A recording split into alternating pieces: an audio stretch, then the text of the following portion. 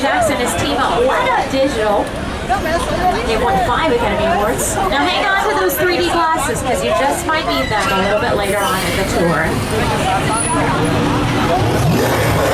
With a project like the studio tour, the audience is in the middle of the environment. They're looking in all directions, there's creatures coming at them, they're seeing Kong from this side and T-Rexes from the other side. Working on a movie, we always know where people are looking. They're looking straight ahead, they're looking at the shot that we're working on. Here you have to take into account that people are looking in all directions.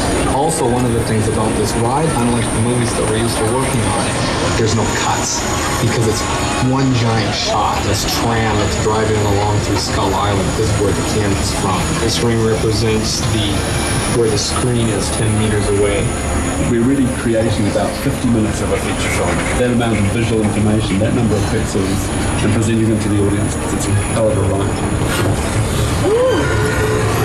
Now, King Kong is a larger-than-life character we've seen in the movies, but some other larger-than-life characters we've also seen in the movies, believe it or not, have been cars. Picture cars. Picture cars, any vehicle that is seen by the camera, and sometimes picture cars can become just as famous as the actors that drive them.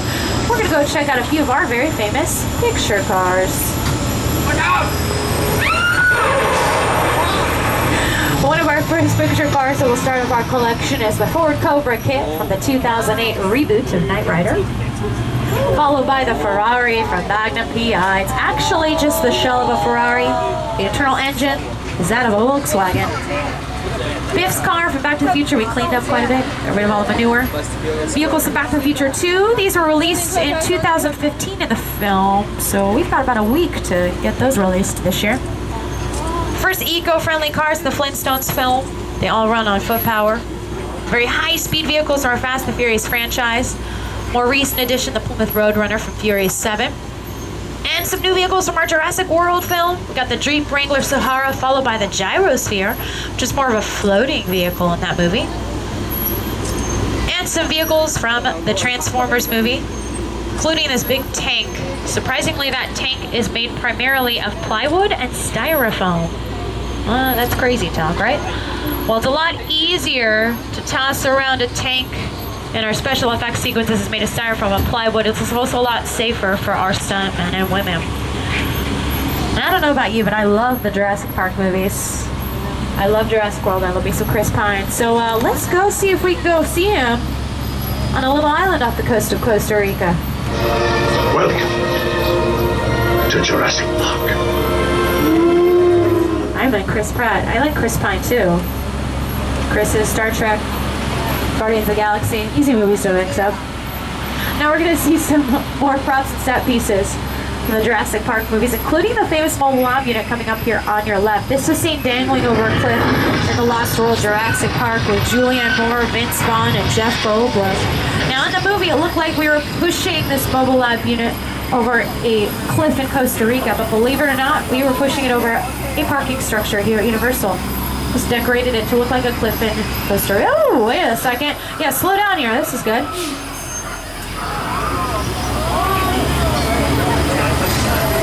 Maybe they got mad because I said Chris Pine was in Jurassic World and not Chris Pratt. Sorry guys, that was my fault. That never happens, ever. Sorry, maybe it happens all the time. Don't worry, that liquid that you're getting spit at you, it has lotion in it. Rub it in. Moisturize your skin. Why do you think I look so young? Right, okay. Alright, so our Jurassic Park movies were set in the island of Costa Rica. Costa Rica gets a lot of rain. Here in Hollywood, though, we don't get rain very often. So to create a big rainstorm, we have to... You know, why am I trying to explain all this to you when I have access to America's favorite weatherman? You know him, you love him. It's today's show's Al Roker. Hi everybody, here's today's forecast for the Universal Backlot. It's going to be sunny and dry at 6 Points, Texas. Cool and cloudy at Little Europe. Expect snow and sleet on New York Street. And we've got a high chance of fog and precipitation for Skull Island, Amity Island, and Isla Nublar. That's your forecast for today. Now here's a look at what's going on in your neck of the line. Flash flood warning. Ooh. Well, that is some loud thunder. Well, maybe this will be a quick storm passing through. Now, we call this area Old Mexico. It's been seen in episodes of TV shows like House, The OC, and ER. Oh. Then I guess we are going to get a little rain this morning. Light little raindrops. You may have also seen this area in one of my favorite movies, Three Amigos. That's right, Three Amigos filmed in this area. Martin Short, Chevy Chase, and Steve Martin. Also scenes from Nacho Libre with the Jack Black filmed here. Now guys, I'm getting a little nervous because this rain is not letting up at all. I hear a rumbling sound. Evan, are you hungry? Is that your stomach growling? No, I don't think that's your stomach growling. That's a flash flood heading right for us.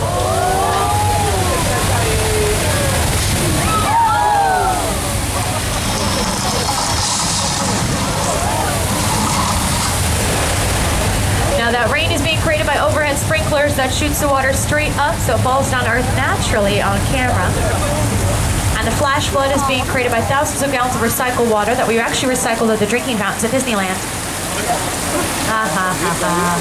No one caught that. You're like, oh Kat, you're silly. I'm kidding. Told you I got some great jokes here, right? I know I am at Disneyland a lot. I do like going there. You'll recognize our flash flood in this scene from the film Big Fat Liar.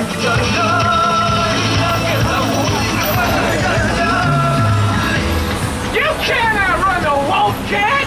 Yeah, we'll see about that. Hang on, funny folks!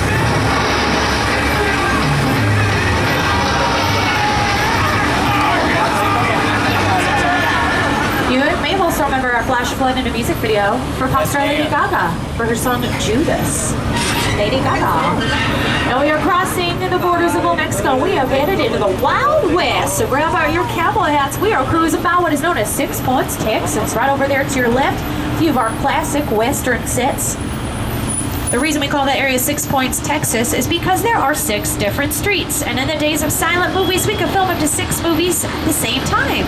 One movie on one of the 6 different streets, because each street had its own bank, its own saloon, its own sheriff's office, even its own post office. And because the movies were silent, they could be as loud as they wanted to. It wouldn't disturb the other production. We transformed our 6 Points, Texas area into turn-of-the-century Australia in the film Saving Mr. Banks. They're prepping it right now to start filming a movie there in a couple weeks. Now, as we continue on out here into the Universal backlot, you're going to see a little body of water over here to your right called Park Lake. Believe it or not, countless movies and television shows made that small body of water along the Pacific Ocean and the Atlantic Ocean. There's a setting over there for the show U.S. Navy. Now, filming scenes on water there can be a challenge, but filming scenes underwater, ooh, that is a completely different story. In order to film scenes underwater, we had to create a very strange-looking attraction, which is coming up on your left. This is our underwater tank. It allows the director, the crew, and most importantly, the camera to stay dry while they shoot through hatches on the outside of the tank. It's where they filmed a hilarious scene from the film The Dragnet with Tom Hanks. I found the snake! Over the years, we've also used to film episodes of Alias and Fear Factor. And if you remember an episode of Seinfeld where Kramer takes a dip in the New York East River, it wasn't in the New York East River. It was right over there in an underwater tank. Now, we saw earlier on the tour that director Peter Jackson used a lot of what we call CGI, or computer-generated imagery, for making King Kong 360 3D. But when he was making his film King Kong back in 2005, he didn't want to depend just on CGI to create some of the memorable movie moments, such as the SS Venture arriving to Skull Island.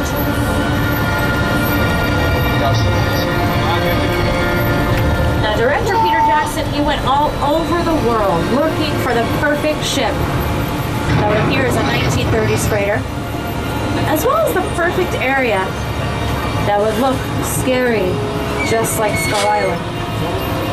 Now, in order for me to show you how we brought this scene to life, I'm going to need some help from all of you creating some movie magic. We got a nice big body of water blocking the tram here. I really don't feel like going for a swim. So we are all going to be actors today. Yay! Evan's excited. We're going to reenact a scene from the film The 10 Commandments. We're all going to play the role of Moses. 3 words you need to know are part the waters. So 3 words. I think we got this. So on the count of 3, I want everybody to yell, part the waters. And if you want, you can lift your arms. Get Charlton Heston. Yes, there you go. So on the count of 3, part the waters, all right? 1, 2, 3. Part the water! Ooh, this is tough, guys. So some odds scoring points is your car 1. Few of you in car 2. No, Evan, you don't count. I'm just kidding. But look at that, guys. Your movie magic worked. Thank you for all your help. The waters are moving. Well, all right, we are going to be driving down below sea level. So if you place any personal items on the tram floors, such as a purse, handbag, backpack, camera, you may want to pick them up because they could get wet. Oh. This unique perspective is going to show us how we filmed the SS Venture arriving to Skull Island. And Peter Jackson's 2005 remake of King Kong.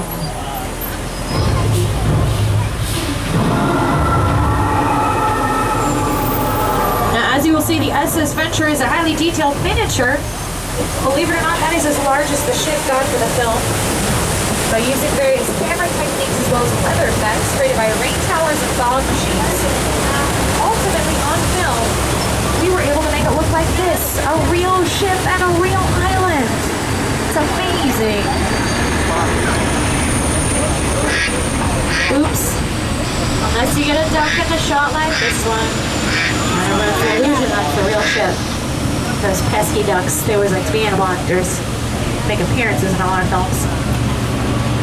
Well, I hope you brought your passport. We're going to do some European traveling. We're going to be cruising by small town in Germany, France, or Spain, or any town we want it to be. That area over there to your left is what we call Little Europe. We can make it look like any European country needs simply by changing the language on the signs, the set decorations.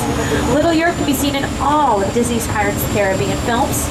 If you remember in the movie The Muppets, when Kermit the Frog goes to visit Miss Piggy in France, they didn't actually go to France, they went right over there to our Little Europe sets.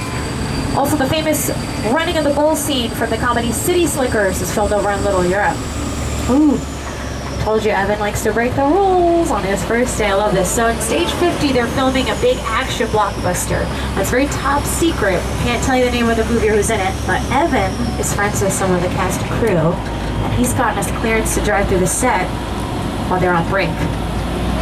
Now this is our famous subway station set. It's been seen in the film Beverly Hills Cop 3 with Eddie Murphy. Now this is what we call a hot set. It is a hot set because everything is set and ready to film as soon as the director yells, action. Now one of my favorite things that I love to point out on a hot set, craft services. That's movie lingo for food.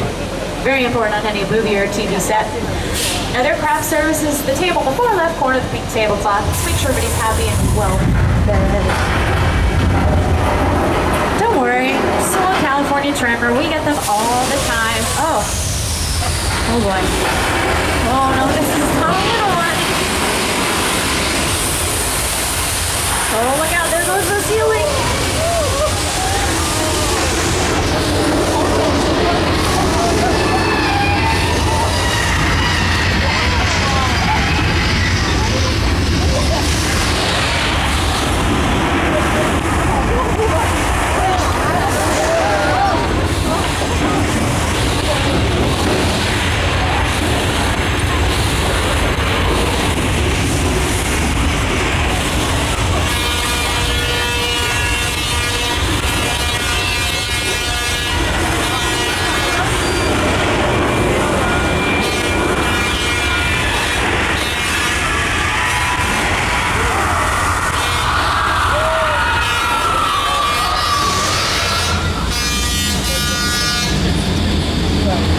Alright, I think the worst of it's over. Wait a second, that's a lot of water.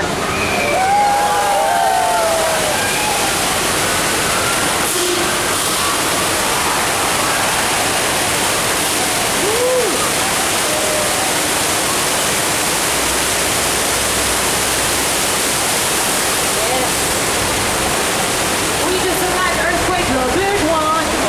That was a simulation of an 8.3 earthquake, a great example of mechanical effects bringing a big disaster moment to life. You can recognize our earthquake set in this scene from Fox's hit show, Bones.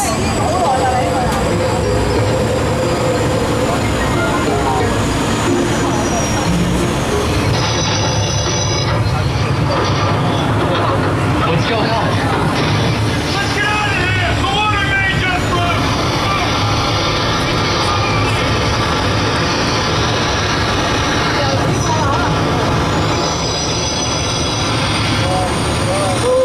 Alright, now after all that, I need a little vacation. destination spot called Amity Island. It's a lovely, relaxing New England town. It was only terrorized